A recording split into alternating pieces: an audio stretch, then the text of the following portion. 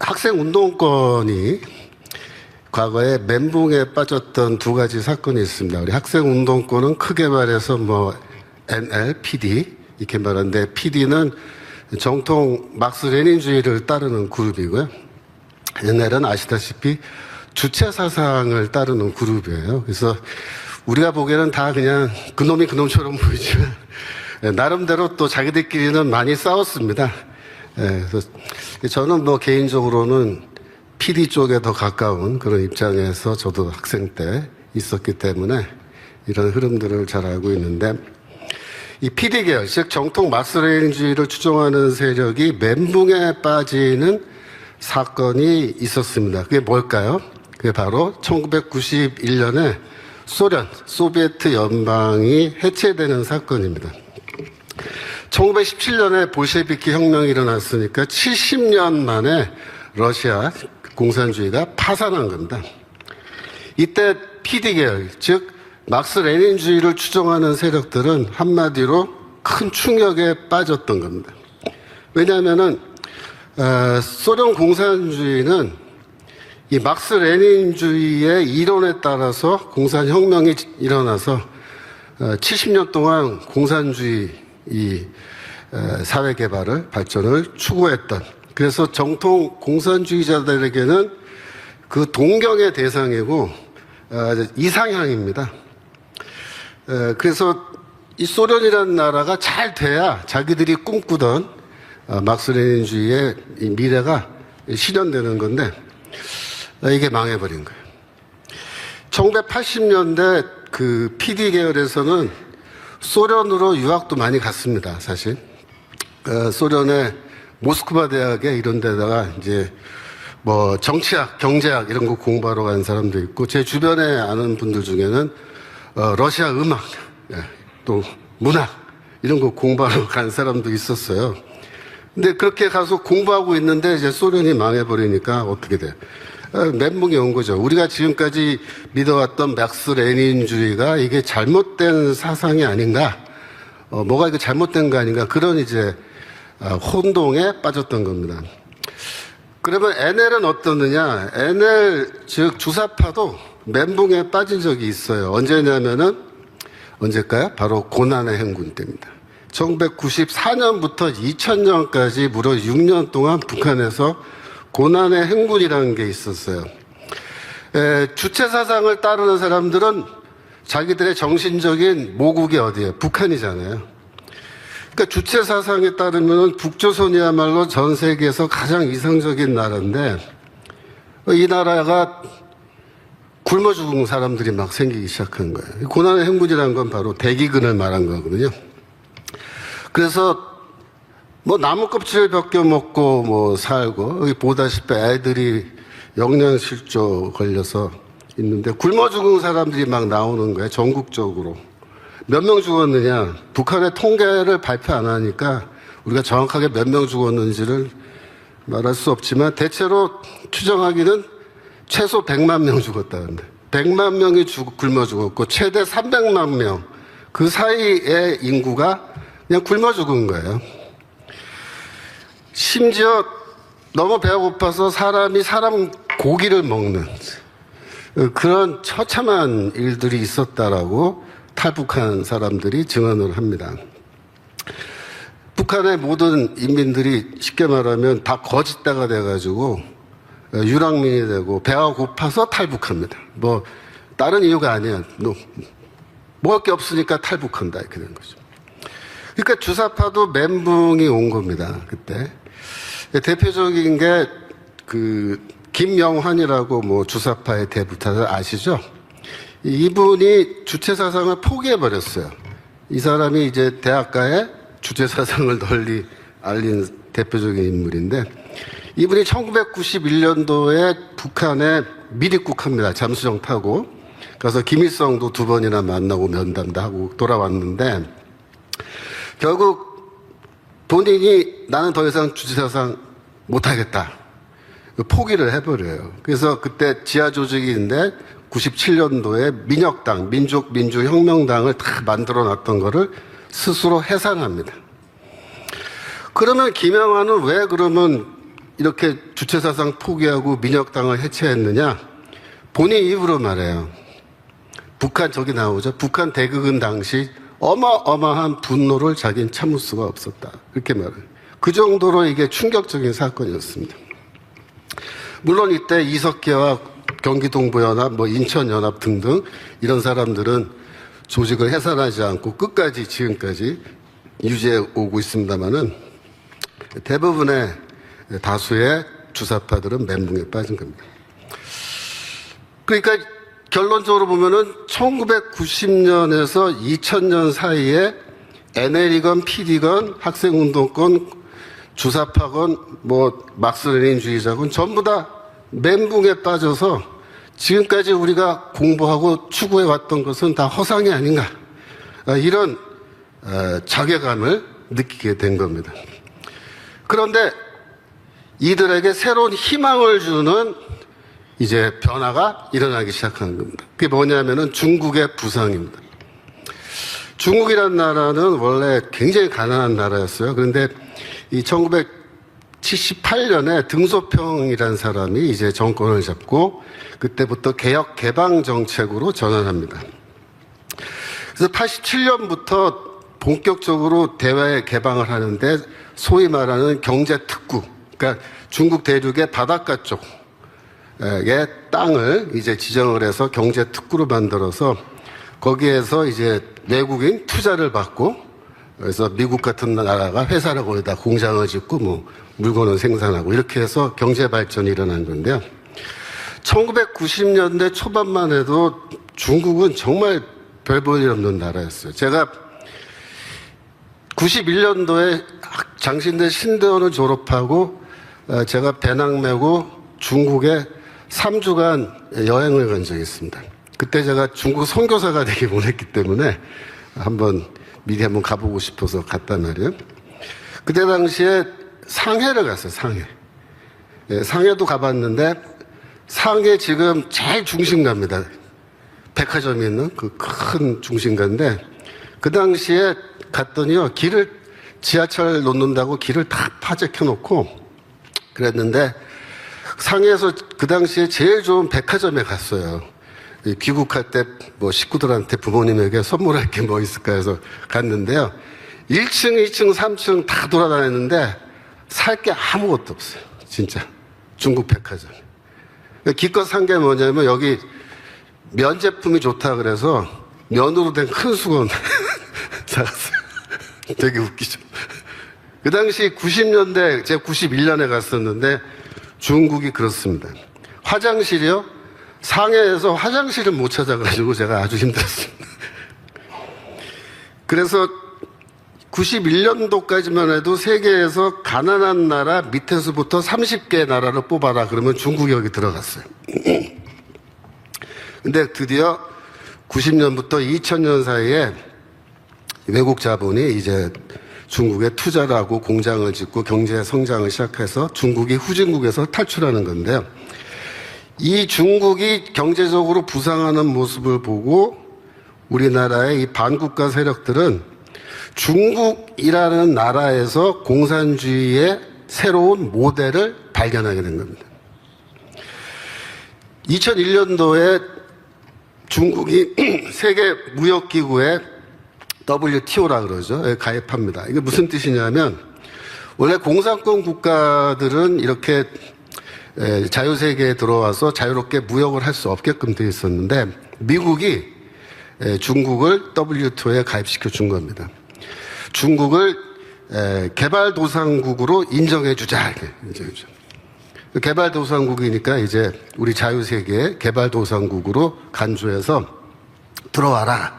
그럼 어떻게 되느냐. 중국이 아주 마음껏, 그러니까 그동안에는 관세라든가 이런 게 굉장히 복잡한데 중국이 하여튼 자유세계 이론처럼 돼서 들어와서 마음껏 자기들이 만든 물건을 세계 시장에 다 팔 수 있게끔 그렇게 해준 거예요.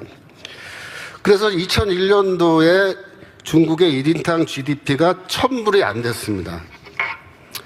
그 개발도상국이죠.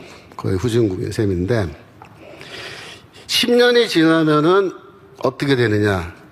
2010년에 중국이 세계 무역 1등 국가가 됩니다. 그 당시 GDP가 4,550불. 그러니까 4,500불이라고 치면은 1,000불도 안 되는 데서 5배 이상 뛴 거죠. 2010년도에 중국 경제 규모는 세계 2위가 돼버립니다. 10년 만에. 2003년에서 2013년 사이에 중국의 연간 경제 성장률은요, 최저 작아도 7%입니다. 최고 14%. 1년에. 우리나라 금년도에 이 GDP 성장률이 거의 마이너스죠, 그죠? 그거 생각하면 이건 어마어마한 겁니다. 매년 7% 이상. 그래서 국내 이 반국가 세력들이 멘붕에 빠져 있다가 쉽게 말하면 아예 소련도 아닌가벼, 북한도 아닌가벼 뭐 이러고 있다가 중국을 보니까 야, 이게 사회주의 국가인데 이게 새로운 우리의 미래 모델이 아닌가. 흥분한 거예요. 희망을 본 거예요. 그래서 얘네들이, 그러니까 우리나라의 범 NLPD 반국가 세력들이 그때부터 친중 세력으로 전환하기 시작한 겁니다. 이들이 중국을 모델로 삼는 거예요. 자기 미래. 대한민국을 미래에 어떤 나라로 만들면 좋겠느냐? 중국처럼 만들면 된다. 그렇게 된 겁니다. 소련은 실패했고 북한도 실패했으니까. 그래서 2002년도에서 2027년도가 노무현 대통령 때예요. 그리고 그 다음에 7년에서 12년까지가 이명박 대통령 때인데 이 기간이 바로 국내 반국가 세력들이 친중 세력으로 전환하는 기간입니다. 그 당시 중국에서는 2003년에서 2013년까지 후진타오라는 사람이 장기 집권하고 있었어요. 근데 이제 후진타오가 물러나고 2013년부터 시진핑이 이제 딱 잡았는데, 그때부터 시진핑이 잡은 그때부터 이 국내의 반국가 세력들은 중국 공산당과 매우 밀접한 관계를 유지하면서 교류를 하기 시작하는 겁니다. 이 사람들이 그래갖고 쉽게 말하면 중국에 가서 중국을 공부한 거예요. 중국 공산주의가 어떻게 하고 있는가 공부한 겁니다. 중국 배우기. 이런 게 이제 붐이 일어나는 거예요. 쉽게 말하면. 2005년도에 노무현 정권 때 이해찬 총리가 중국을 방문했습니다.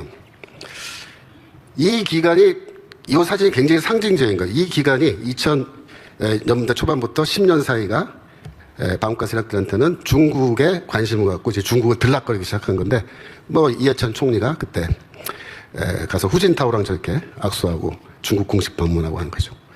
같이 따라다니고 그 뒤에 또 개인적으로 가서 또 만나고 공부하고 이렇게 하는 겁니다. 추미애가 2017년도에 민주당 대표, 더불어민주당 대표로서 중국 방문했는데요. 추미애가 토지 공개념 이걸 이제 얘기한 게 2021년부터 본격적으로 얘기하는데, 뭐 토지 사용권은 인민에게 주고 소유권은 국가가 갖는 중국 방식을 도입하는 게 현명한 국가 방식이다. 뭐 이렇게 주장을 하는 건데, 그 추미애가 이 토지 개념을 어디서 배웠느냐? 중국 가서 다 배운 겁니다. 제가 그 자세하게 좀 이따 설명하겠습니다. 언제 배웠느냐? 이러면 2017년에 이런 얘기, 2021년에 이런 얘기를 하는데 언제쯤 이걸 다 공부하고 배웠느냐? 2010년대 그때 다 중국 가서 미리 다 공부하고 배운 겁니다. 그래서 중국 공산당이 중국을 어떻게 통치하는지를 연구한 겁니다. 그래서 반국가 세력은 세 번째로 중국에서 그럼 뭘 배웠느냐? 반국가 세력이 중국에서 배운 것은 한마디로 말하면 사회주의 시장경제 제도를 배운 겁니다. 그러니까 사회주의 시장경제 제도란 뭐냐? 간단합니다. 정치는 공산당 일당 독재.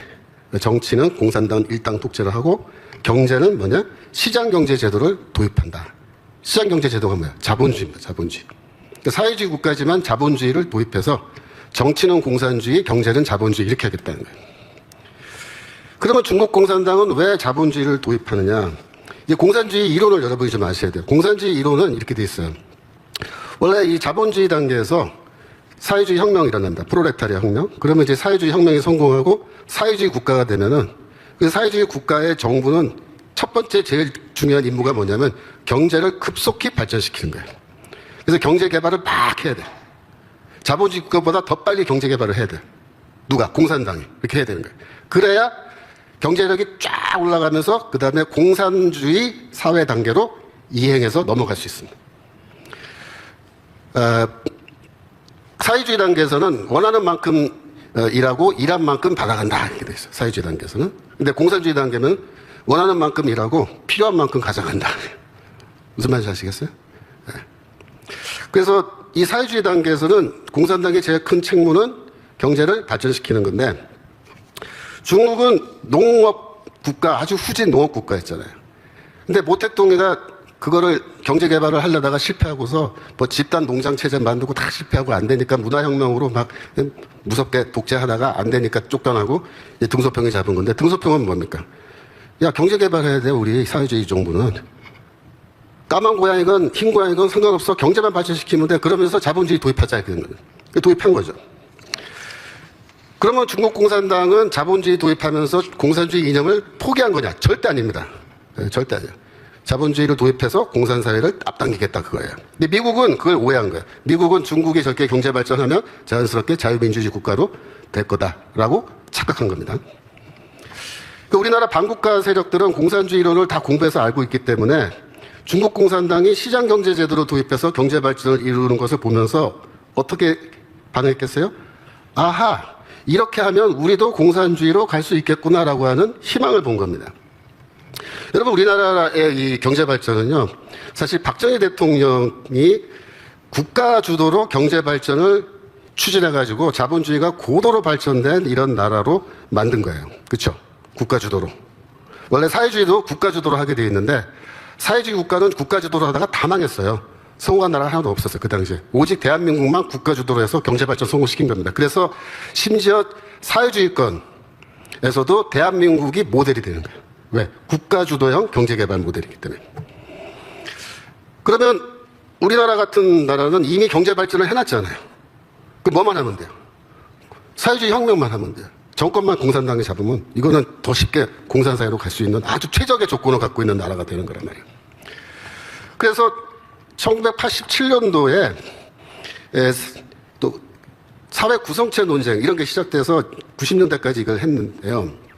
이게 뭐냐면은 이 학생운동 출신들 내부 논쟁입니다.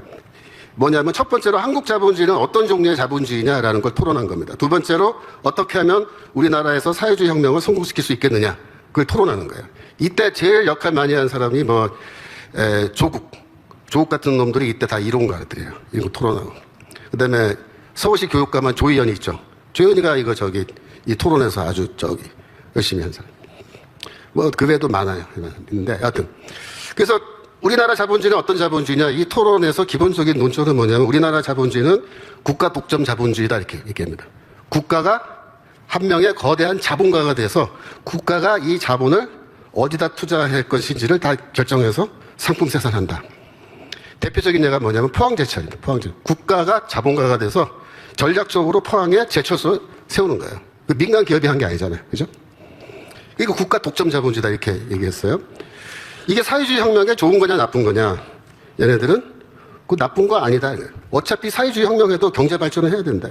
제철소는 필요하다 이거죠. 근데 미리 지어주니까 얼마나 좋냐 이렇게 생각하는 거예요. 두 번째로 사회주의 혁명은 어떻게 그러면 성공하겠느냐? 이제 국가 독점 자본주의가 막 이렇게 하니까 공장들 생겨나고 노동자들 생겨나니까 노동자들을 의식화하고 조직하면 된다. 그 얘기입니다.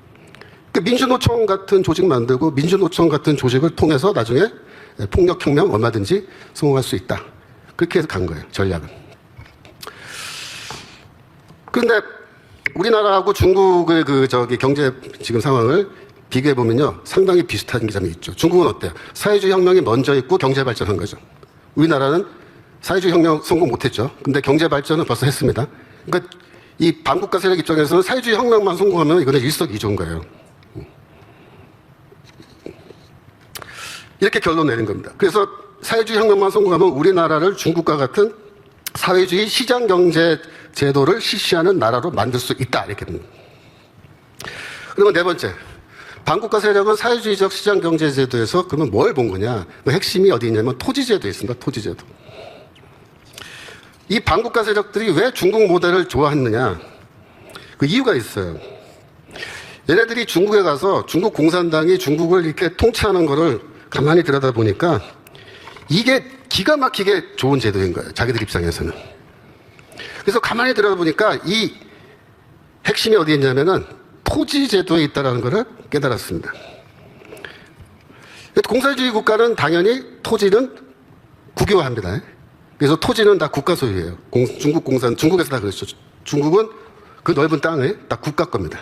정부 거예요. 개인은 토지를 소유할 수 없어요. 그렇게 생각을 해봐요.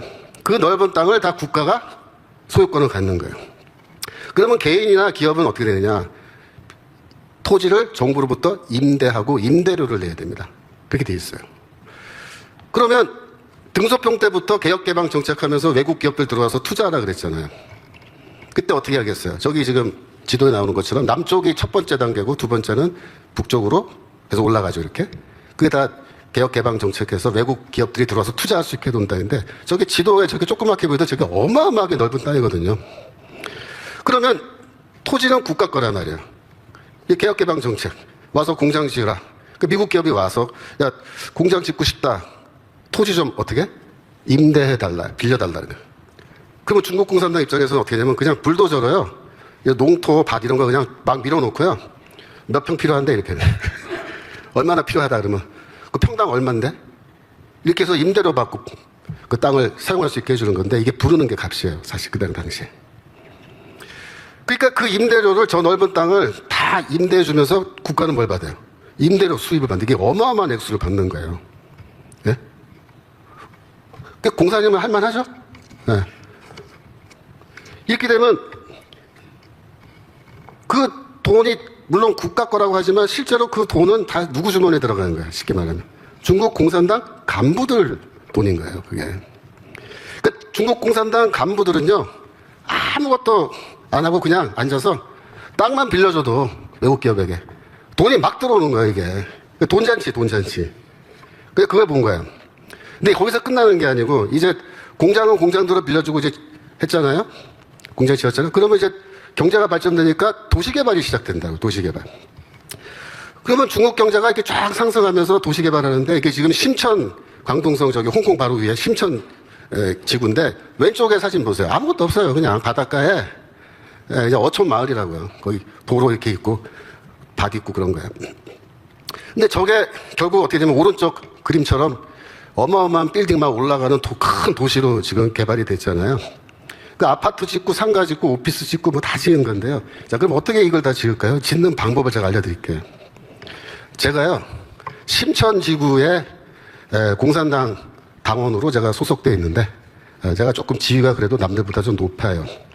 그러면 어떻게 하냐면, 뭐 예를 들어서 제 여동생 남편, 뭐 내 남동생 누구든지 있는데 얘가 좀 애가 신통찮단 말이에요. 애가 많다고. 그러니까 해먹을 때는.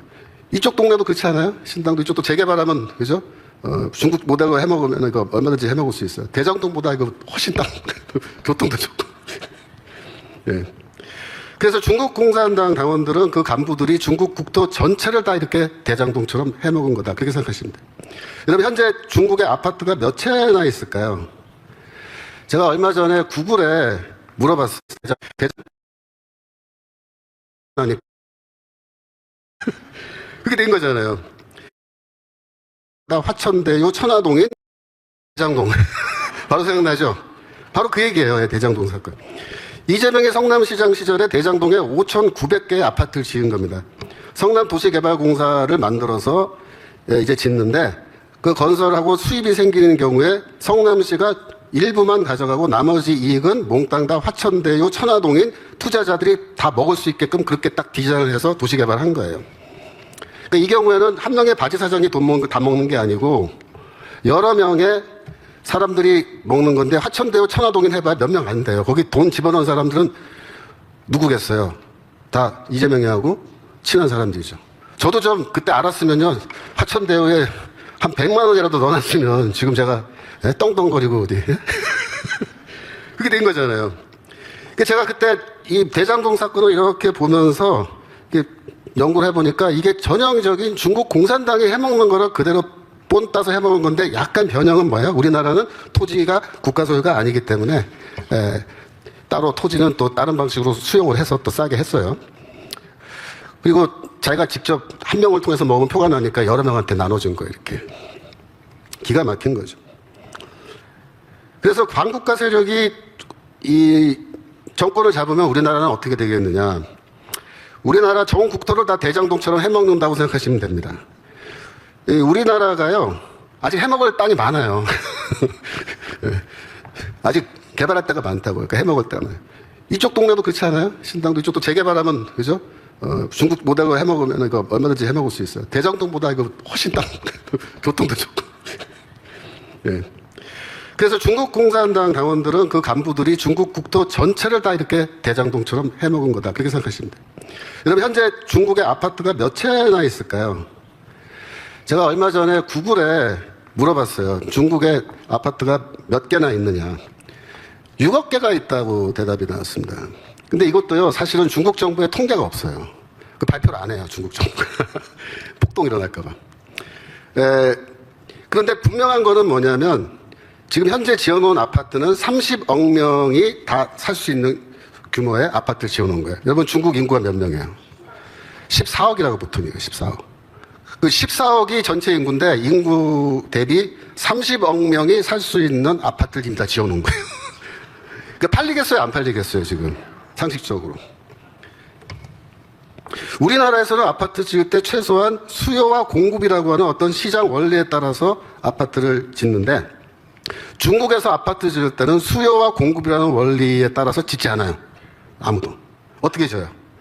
해먹기 위해서 짓는 거예요, 해먹기 위해서. 네. 그러니까 해먹으려니까 여기 수요가 있건 없건 상관이 없어요. 일단 해먹는 거예요. 그 짓는 거예요, 일단.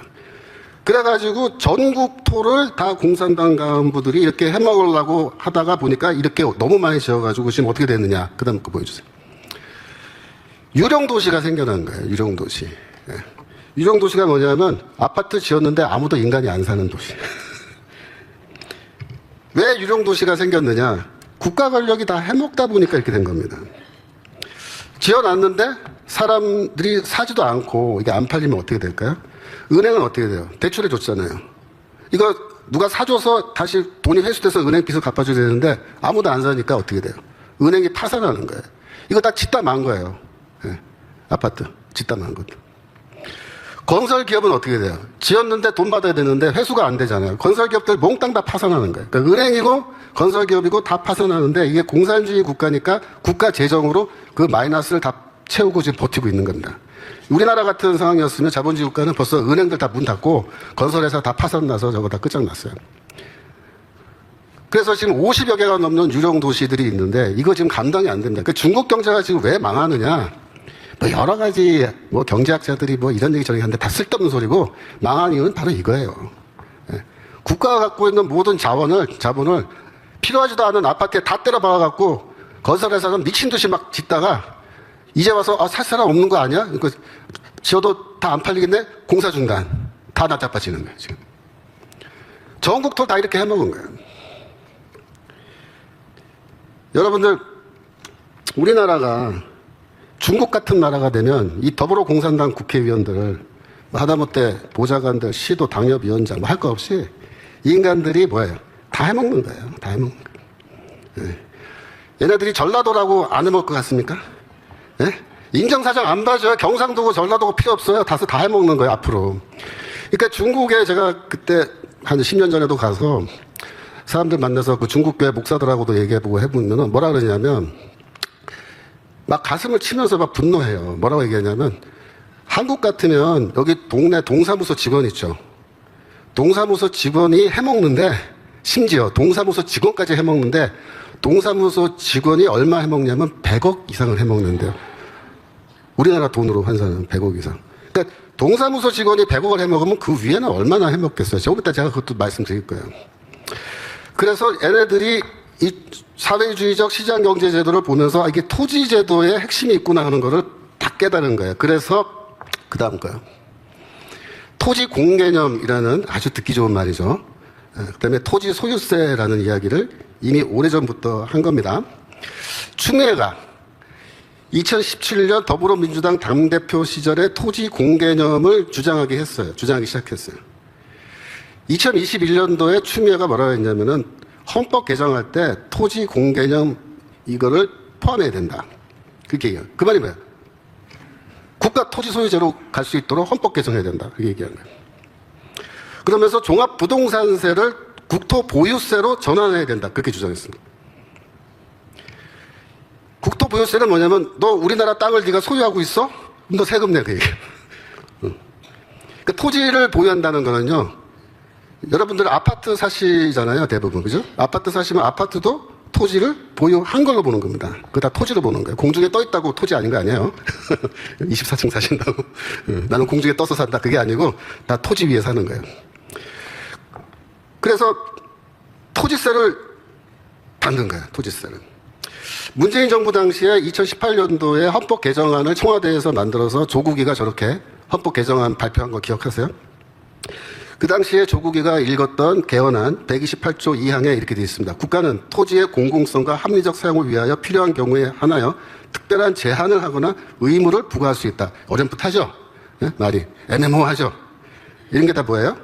필요한 경우에 토지 소유권을 제한할 수 있고 필요한 경우에 토지 보유세 부과할 수 있다. 그 얘기입니다.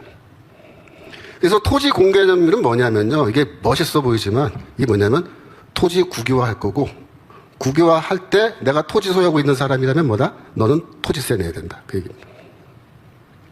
2022년 대선 때 이재명이 대통령 공약으로 토지 소유세를 공약으로 발표했던 거 여러분 잘 모르시죠?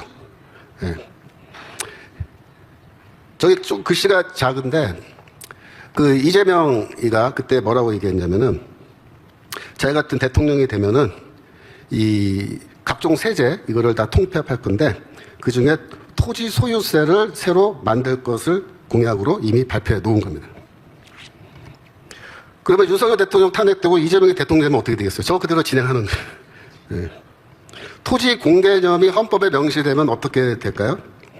그러니까 우리가 상상할 때 어느 날 갑자기 국가가 대통령이 청와대에서 모든 토지는 앞으로 국가 소유다 이렇게 할까요? 그렇게는 하기 쉽지 않죠.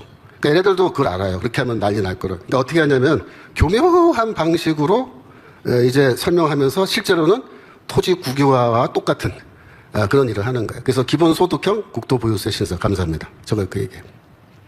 근데 윤 대통령 뭐라 했어요? 토지세 그런 거 안 한다. 종합부동산세도 우리가 폐지한다. 자, 이렇게 어떻게 하냐? 이렇게 하는 거예요. 자, 이재명이가 대통령 됐다. 그러면 당장에 모든 토지는 국가 거야. 이렇게는 안 한다 그랬죠. 그러면 어떻게 하냐면 이렇게 하는 거예요. 여러분들 토지 소유했기 때문에 토지세 내셔야 돼요. 이렇게 얘기해요.